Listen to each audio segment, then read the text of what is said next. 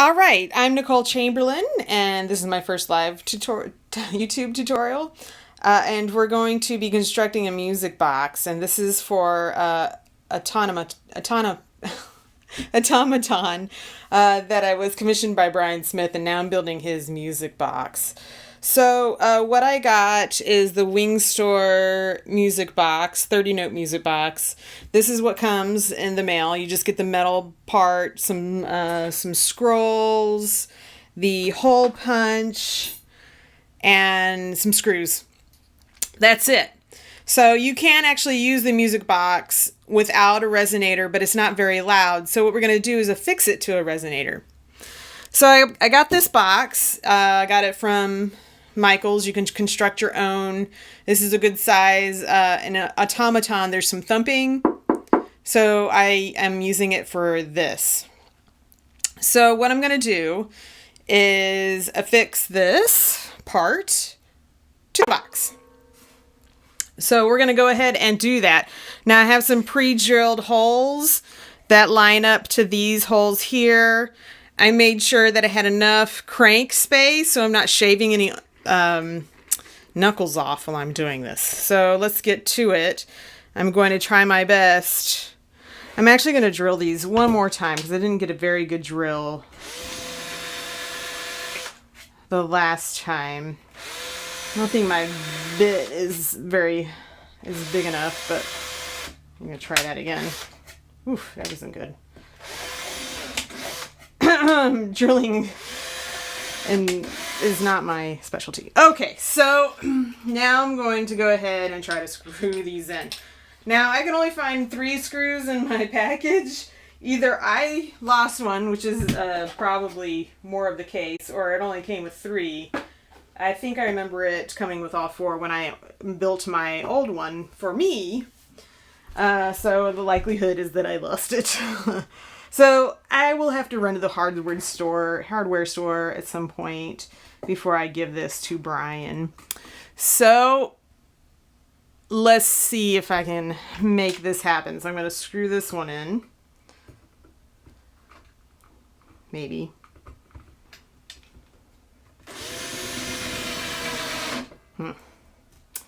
Don't think I made the holes big enough. I don't think my bit, the next size up is way too big. Yeah, that one did better.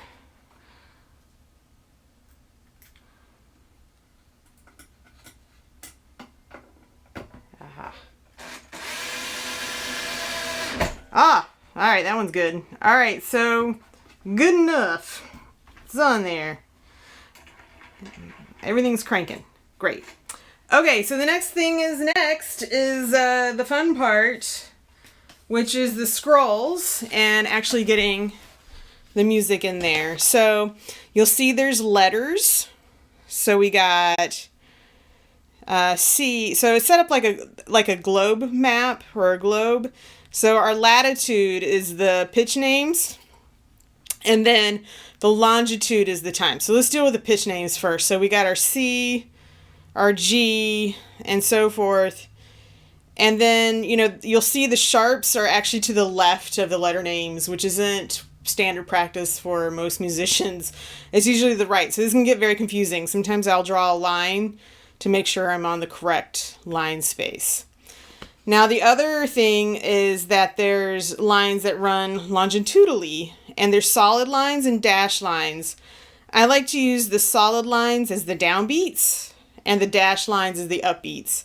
It's all relative. You can spin, crank the music box as fast as you want to get the correct time.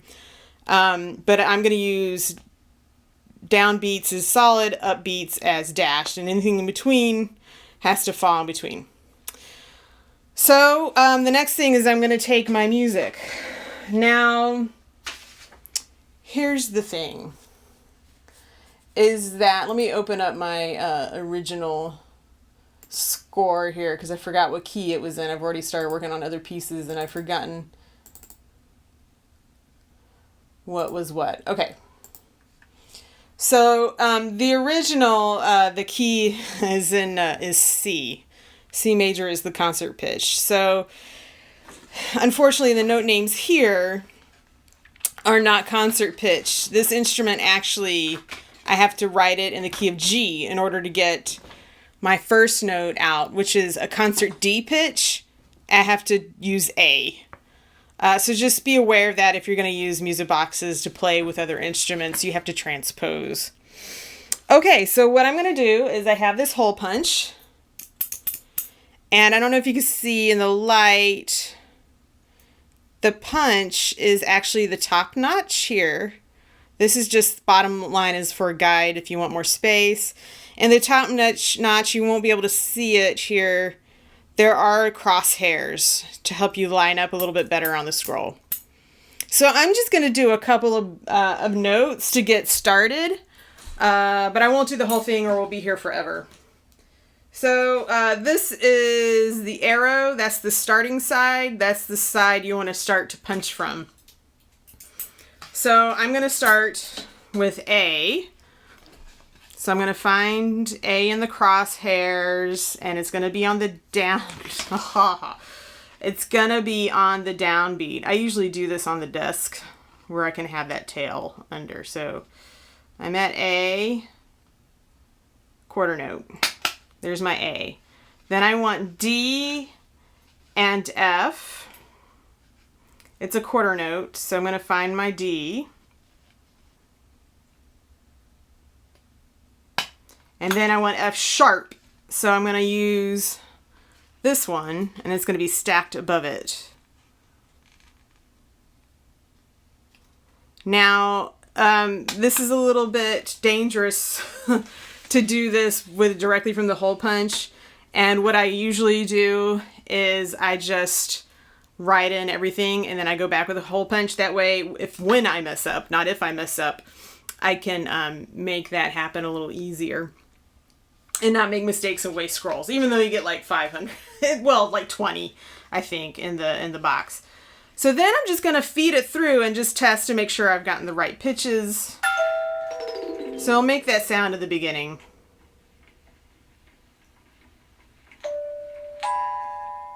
So there you go. You can hear the two pitches, the two quarter notes in the beginning. So you can do this two ways. You can punch in all these notes and then just feed it straight through. But do know you are going to get that starting in the beginning every time you put it in the music box. So you might want to feed that through before a performance first and then start your performance. Now the other way is to make a loop. And what you're going to do, I'll show you a finished product. I'm not going to make one here. It's a little more complicated. But so you have two ends and you are literally making a loop. You're going to you'll trim down to where your pitches start and where your pitches end. And then you'll get them as close together as you can. And then you will cut.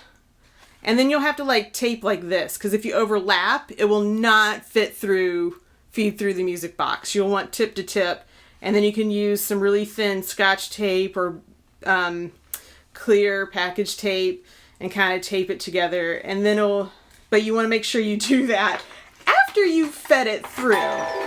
So you see I'll do that, and then I'll tape it together. And then it lives on your music box until you take it off. So that is the downside of doing a loop. But I have a loop already done, so if you want to see it on my own music box, I've got this one here. So I've made the loop, already did automaton on it.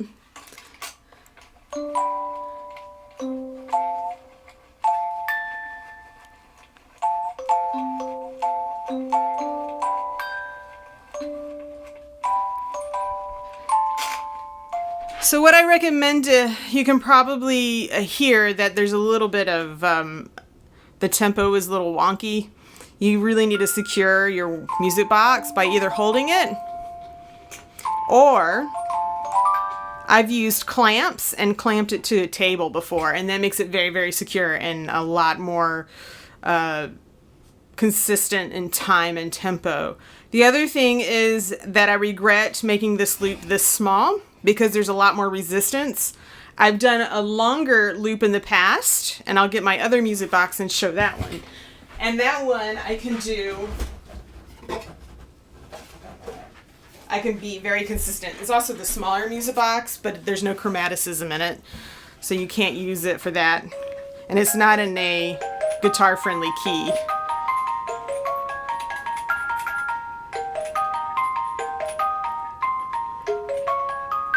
But it's a very long loop, which makes it very flexible and easy for the music box to navigate. So I hope this was helpful on making your music box work for you.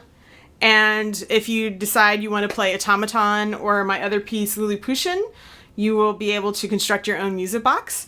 I got both of the music boxes on Amazon, and they came pretty fast for me. But it's fun to make your own and make your own compositions come to life on these little music boxes. They're great for people that like to do crafty things.